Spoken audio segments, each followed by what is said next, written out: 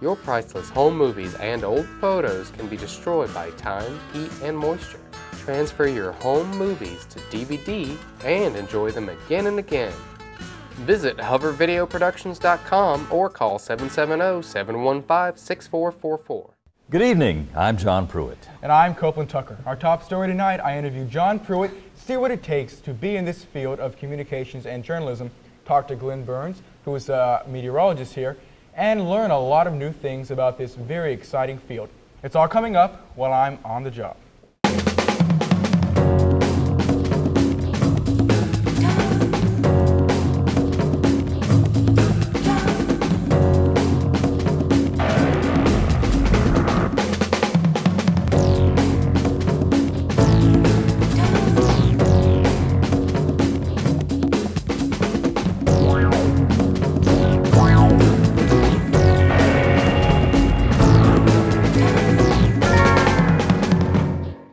I'm here with Mr. John Pruitt, who you have probably seen on Channel 2 Action News at 5, 6, and 11, and I'm going to talk to him a little bit about the news industry. What is a typical day like for you here at WSB? Typical day, and I might add there are very few typical days, but ideally I will be in the newsroom 2:30, 3 o'clock. I will check with my producers about what's on the 5 o'clock news, the 6 o'clock news. I will spend a great deal of my time checking copy, rewriting stories, talking to reporters about the stories. A lot of time doing promos, we call them promos, where we will promote what's coming up on the 5 and 6 o'clock news. Yeah.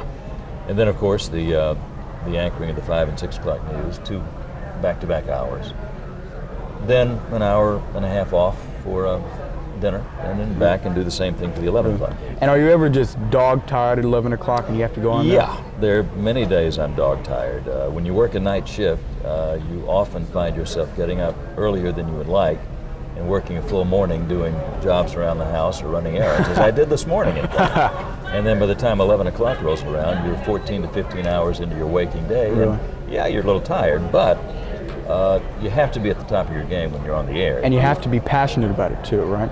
You have to be passionate, you have to be engaged, you have to be involved, because people watching that newscast at 6, 5, or 11, they're not really interested in how hard a day you've had. Your job is to communicate the news and do it effectively, and it should be done in an upbeat manner, knowledgeably, intelligently, and with an upbeat delivery. And all of that's important no matter how tired you are. So we have certain devices we use to try to stoke up our enthusiasm on days when we may be feeling a little down. Well, what kind of prior education do you have to have in order to be in this field? Well, it's always hard for me to say what education is essential. Peter Jennings, God rest his soul, was a high school dropout. There are a lot of people in this business who are quite effective and in quite high echelons of the business who have not had a lot of formal education. So I don't think it's essential. Having said that, I would go on to say that if I were recommending to you or another young person what they should do to get into this business, I would definitely recommend a college education, at least 4 years of college and a college degree. Not necessarily in broadcast journalism, but in something like history or English, the liberal arts.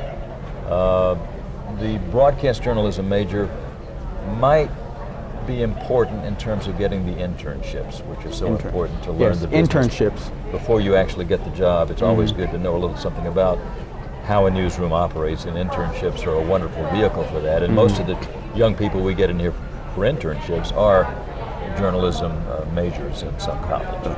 How have you seen the news business change over the years since you've been in the news? It's changed dramatically. When I began back in the 60s, newscasting was basically a public service that stations did to get their FCC license to operate. They had to have a certain number of hours of public service programming. Over the years, it became apparent that commercial sponsors really like to have their commercials in newscasts. The news is the most credible thing a station does, and commercials, sponsors wanted to be identified with that. And so it evolved that the news became a profit generator. The economic engine of a television station, and that's true across the country. The news is the moneymaker for TV stations. It really is. So it's changed dramatically. We have ratings. People see who's watching. We measure ourselves in terms of the audience we have against our competitors. That enables us to charge higher rates if we're number one for commercials. Just to bring this to a close, news has become such a profit generator that the economics plays a much greater part than it did before, and that brings pressures on the news. Yes. Some good, some bad. Is WSB number one, do you know? We are number one in all time periods. And how long have you been number one? For as long as I can remember. There are periods when you have intense competition. All of our competitors I consider to be quite good. Really? And but we have been able to maintain number one ratings for as long as I can remember, and certainly since I've been here. What are some things about the news business that people might not know? I think a lot of people view TV news anchors as people who show up about 5 minutes before the news, pick up a script that somebody else has written, and read it, and then go home. And it's not like that. It is not like that at all. The presenting of the news, of course, is important, but the preparation for that presentation is even more important. There's not a piece of news copy that I read that I haven't reviewed for accuracy, for writing style, and all of the elements that I feel are necessary to make that story something I can communicate effectively.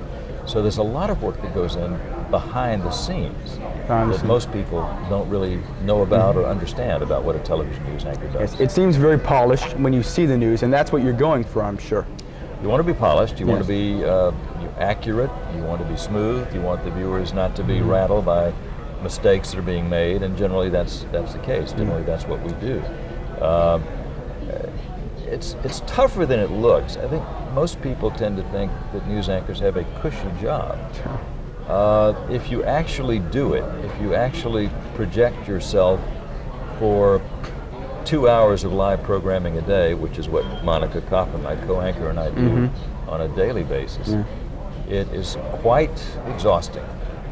To be at the peak of your abilities for a 2-hour period, to stay engaged, to be constantly checking copy, to be reacting to breaking news, to be changing your script and moving around, all of that can be quite energy consuming. So I think most people would not realize that, and some people watching this may say, oh yeah, right. Try it, and then you'll see what I'm talking about. And speaking of breaking news, what is it like here at WSB when you get breaking news? Because I imagine it must be very hectic. Very often during our newscast, things will happen. Yes. We call it breaking news. Breaking news. Some breaking news stories are more significant than others, but there is a premium on having live, late-breaking coverage within the newscast. Really? It may be a car wreck, it may be something tying up traffic, it could be a fire, it could be something like a power outage at Hartsfield Airport, which happened yesterday. Yes. We are told through our earpiece by the producer that breaking news, sometimes it will be communicated to us verbally. We don't have a script, we're simply told, we make notes and report what we see, often based on what we're seeing on the screen from our live cameras in the field. It adds an element of excitement to the newscast and is important. What stories do you really like to report on? Well, I like the positive stories. I like the stories that affirm human values. There are not enough of those in television. I like political coverage. I've always loved the politics and covering conventions and interviewing candidates and office holders, trying to figure out what makes them tick, what they're all about. That's really probably my first love in television. Really? And you've been to a lot of political conventions, haven't you? I've covered 13 national political nominating conventions. And I'm sure you travel a lot in this field too, you being the anchor, going places. I've traveled a great deal. We've been to the former Soviet Union, Europe, South America, the Far East, China. Love to travel. Can't do enough of it. Would love to be out and traveling as much as I could be, but one of the difficulties of the aspects of being an anchor that is difficult for me is the fact that they want you here. Yeah. They don't like to let you travel. They don't like to let you if you're not at the anchor desk, you're not doing what you're supposed to be doing. So there's a conflict there. Right. But we've been able to take some trips and have enjoyed those. What is the one piece of advice you'd like to give to young people who are interested in going into this field? It would be under the umbrella of prepare yourself. And there's several different elements in that umbrella. Prepare yourself for a job in newscasting. How do you do that? Number one, you learn about current events. Yes. You read a newspaper. You watch your television newscast. You watch CNN or Fox News. You educate yourself about what's going on in the community and in the world. If you do it on a daily basis, it will become part of your life. And no matter what job you apply for or tend to go into, if you have a good current events knowledge, that's going to help you no matter what you do. But for newscasting, very important to do that. So that would be number one. Study hard, learn how to communicate in the written and the spoken word. Most people find getting up in front of groups very difficult to do. You need to confront that fear and overcome it. You need to learn how to think on your feet and express yourself verbally as well as in the written word, writing correct grammatical sentences, paragraphs, communicating, learning how to do that. The third thing would be to educate yourself in terms of thinking about a college education, if that's possible. It's not absolutely essential, but I think to get the job is probably the toughest thing you will ever do. It helps a lot. It helps a lot to have that degree, probably in broadcast journalism, because that would help you get the foot in the door with internships and that sort of thing. But I'm a history major. I've never had a journalism course in my life, and I think history, English, political science, those are great fields also in which to educate yourself. But the toughest thing is getting the job, and if you have the drive, the curiosity, the intellect, and the ability, and you get your foot in the door, even at a very low level, the rest is up to you, and you can rise very rapidly if you wait for the opportunities and are ready for them when they come by. Just like you have, Mr. Pruitt. Pretty much, and like most of the people you see in this newsroom, they've taken advantage of the opportunities that have come their way. Well, thank you so much for talking with us, Mr. Copeland, Pruitt. Pleasure. Okay, Mr. Pruitt, we're here in the newsroom, which seems like the hub of WSB. Would you say that? Well, it certainly is for the news operation. This is probably one of the biggest local newsrooms in the country. It looks big. Our new building, actually not so new. We moved in 1998. But here you have the producers and writers. Yes. They are currently working on the 5 o'clock news hour and the 6 o'clock news hour. And the 11 o'clock producer will also be in there looking at what we're doing and helping out with those programs. So this is the spine of the newsroom where a lot of the activity goes. The desks you see around here are reporters' desks, and they're empty. And one reason is most of the reporters are out in the field. They're on assignment. They're on assignment collecting news, and they don't have to come back here to put their stories on the air. They go out and they have satellite trucks, they have microwave trucks, and they can edit the stories in the trucks and beam them back. They are live in the field. How far out have these reporters been known to go? Well, they can go anywhere in the world. I mean, with satellite technology, you can go live from anywhere. And have they? Absolutely. Wow. Absolutely. But with our live trucks, we can go, up to North Georgia to cover the ice storm that we've recently had. Sometimes getting those shots in can be tricky because it's all done with microwave and relays and all that. And sometimes we have to use a satellite. But there's not much limit on where we can go live from. You can go everywhere. That's a huge change from 30 years ago when you had to wait and find certain spots where you could go from. But we were able to do that from almost anywhere. Well, it seems like most of the reporters here cover stories in the metro area. Yes, but the metro area is constantly expanding. It used to be 5 counties, and now it's 30 some odd counties. It's a lot. So the metro area can go all the way to Carrollton, it can go almost to Athens, it can go up to Jasper in North Georgia, certainly down to Newnan, Coweta County. Go Newnan. So the metro area is constantly expanding, and each one of those areas has a number of governments, and things happen in those areas. So it's the huge challenge we have is to cover the news of this rapidly expanding metro area and make it interesting for everybody watching. And it is. Well, I hope so. Now, at the back of the room, you see the assignment desk. It's where the assignment editors work. Their job is to not miss anything. If something happens on the police scanner, fire, shooting, something like that, they know about it. They can divert a crew. They also have the press releases coming in, people announcing things that are happening. They have to make some judgments on what's worthy of coverage. Yes. If the governor's making a speech, we might want to cover that. If it's a news conference, we might want to cover that. So the assignment desk is responsible for not missing anything. And of course, when the news hour comes, they look up and see something that we don't have on the competition, and they're in trouble. So they don't want that to happen. This is a very exciting room, Mr. Pruitt. This is obviously the hub of how you get the news and how the news comes together. This is where it happens. Well, thank you for showing it to us, Mr. Pruitt. Okay, right now we are in the big, spacious office of Mr. John Pruitt. He and Monica both have cubicles, which really surprised me. And just tell me what kind of stuff gets done here, Mr. Pruitt. Yeah, the hot tubs over there, the wet bar. No, actually, this is it. My spacious palatial office. Yes, decadent. But it's fine. It's fine. It serves a purpose. This is where I am most of the time, with occasional forays into the newsroom to check with producers. But we all work on computers, of course, and this is the rundown for our 5 o'clock newscast on this particular day. These are the news stories? These are the news stories, and that is the entire 5 o'clock news. And we have one just like it for the 6 o'clock news. Aren't you ever scared that the news program might not go well, or something might happen, or you might I don't worry mess up? about it, because our people are so good that very seldom happens. There's always the unforeseen event that could cause a problem. Something might not, run on time, or maybe the wrong video will pop up, but that very seldom happens. Normally it goes very smoothly. Really? Yeah. Do you ever have to drop news stories if you don't have enough time? All the time.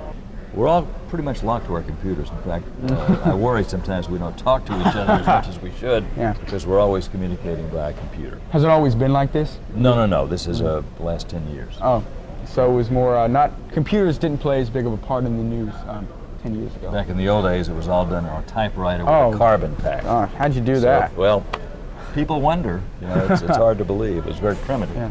Yeah, computers have helped us out a lot. Indeed they have. It's been a remarkable development. Now we are in the room that millions of people across the metro area see in their homes, which is the studio, which is very recognizable with that big panorama of Atlanta. This is the news set, the action news set. This is where we are 2.5 hours a day, anchoring the news, 2 hours from 5 to 7, and of course the 11 o'clock news. We have robotic cameras. They are controlled by a remote control operator back there. They move around unassisted by human hands. The teleprompter, you can see there, that's how we read the news. We also have a script, but the teleprompter helps us to keep eye contact with the viewer. And we also have the computer screen that we can go to. So there are a number of fail-safe systems if the scripts go awry. This, of course, is the news set. Look at this. Looks a lot better from this side than this side. Yes. The anchors, of course, sit here. This is my seat. We have the computer terminal where we can keep track. And you'll recall I showed you the format of the newscast. Well, I have that up there, and I can pull up individual scripts. And during the 5 o'clock newscast, Monica and I very often are looking ahead to the 6 o'clock newscast and checking those scripts, which we haven't had a chance to check before the 5. So during the 5 o'clock news, we're busy, of course, anchoring that newscast, but also thinking ahead to the 6 o'clock news. So it's a fairly intense couple of hours. You see the monitors on the bottom of the set. Yeah. That is generally the program that is on the air. So we're seeing ourselves, should we choose to watch.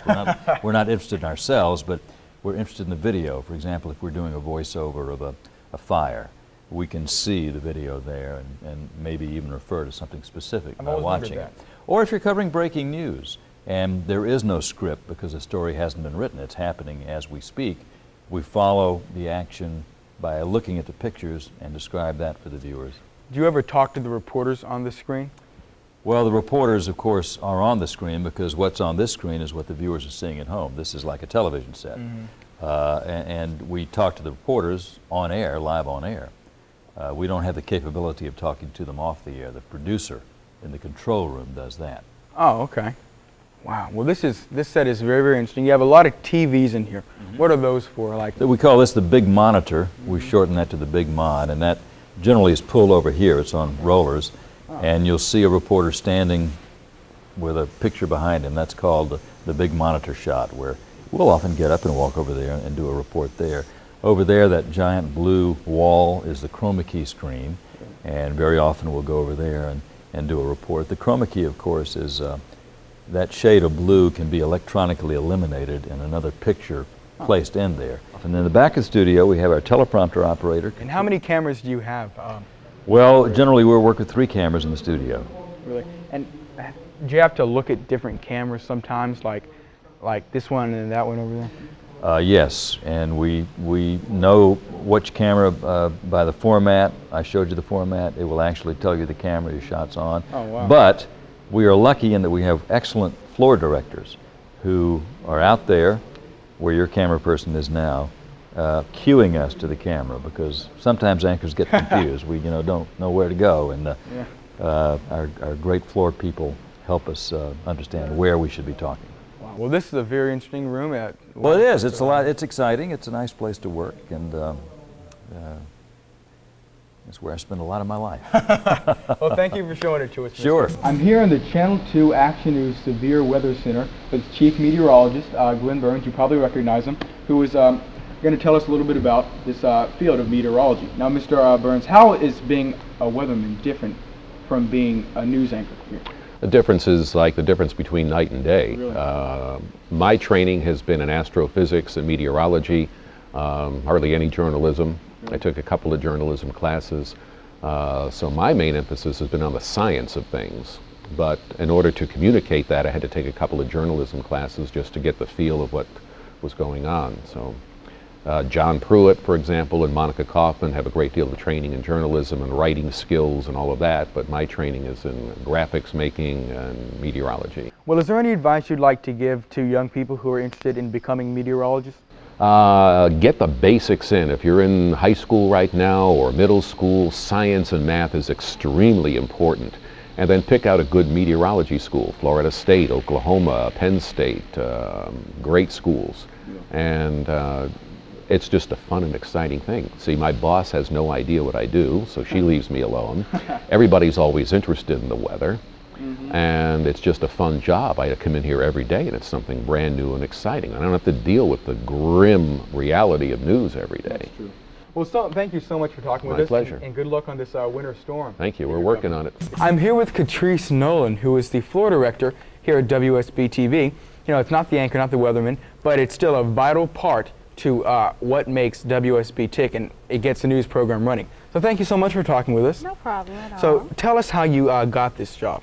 Well, I was an intern in the fall of 2004 in the news department, and we have done several things in terms of making sure that we try to become reporters for this field. Yes, and so I was extremely interested in the area of production, and so I spoke with a couple of people, and got trained on what a floor director does. And our main title is production assistant, so we assist whatever production is necessary for our stations. For instance, we do our local Christmas parade as well as Rich's Great Tree. Oh, yeah. And we also have the 4th of July parade that we host as well. Wow. So a lot of things that we're responsible for in conjunction with the city of Atlanta. Well, tell us a little bit about your station right here, what each thing means. Well, this is the teleprompter, and I heard John talk to you about that a little bit Yes, earlier. very important if you're an anchor. Very important if you are an anchor, and basically what that means is we make sure that every script is written for every story that we have in our system. Wow. And once it's written, the anchors read it, and sometimes we have the prompter go down because it still is a computer. So a lot of times the anchors have to depend on themselves and ad-lib. Mr. Pruitt told us. Right, whatever the story is. So a lot of times we have that, but I run the teleprompter, and when I floor direct, I let the anchors know which cameras to look in and how much time they have left, because time is a very, very serious issue in the news business. Definitely. What sort of education did you have to have for this job? Well, I went to Clark Atlanta University, and I just finished my bachelor's in mass media arts. My concentration was in radio, television, and film. So I have a little bit of knowledge of everything, including radio and film.